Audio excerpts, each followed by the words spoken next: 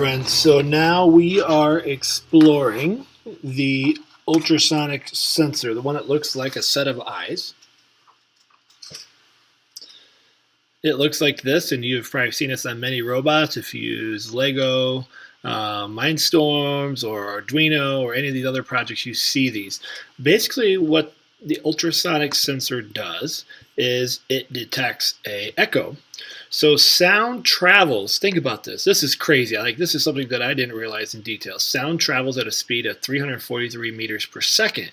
And so what the ultrasonic sensor does is it sends out a pulse of ultrasound. So it bounces off an object or a human or any of those types of things, and it comes back, and then it calculates the speed of sound to calculate the distance from the object. And so that's how this works.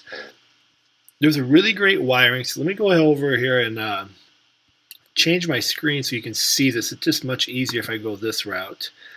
So let me go ahead and change this to, here we go. And you can see the wiring here. It's going to be much easier to follow along than me trying to display it on here. Basically what you've got is we now have 4 wires. So we've gone from components or inputs or outputs, the sensors of two wires. Then we were messing around with 3 there with the infrared, and now we're at 4. And so the ultrasonic has 2. There's a trigger and an echo, which we'll explore here in this video. But the wiring is just like so. Our VCC, that's our power, so we're going to put that there on 5 volt, not 3 volt this time. We've got a trigger command, which is going to be GPIO pin number 4, which we've been using. We've got an echo, which is going to use 2 different resistors. We got a 330 and a 470, and you can see the wiring here. And that's going to go to GPIO pin number 17. And then finally, we just have our ground. So we've got our ground powered in here on the negative terminal, and then that just goes down to the ground, which is the very last pin on your breadboard, not your breadboard, your GPIO pins on your Raspberry Pi. You can plug it into any ground GPIO pin that you wish. Once you have that set up, and that's what I've got here with mine, we could then go and write some code.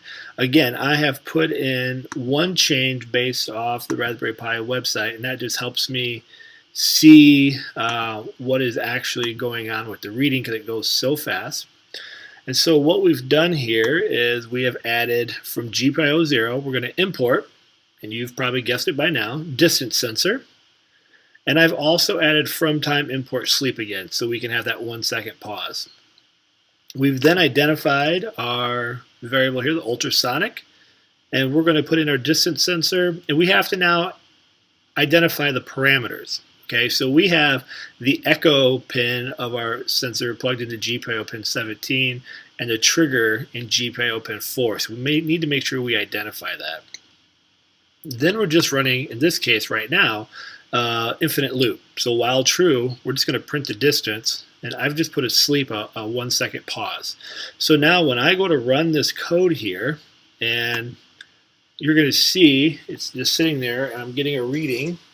All right, now you obviously can't see the wall that I'm going to go towards, but if I were to kind of move this towards this wall, you're going to see that numbers should start to drop and get lower because we're getting a smaller distance from the sensor to the object. So you can see those really picking up.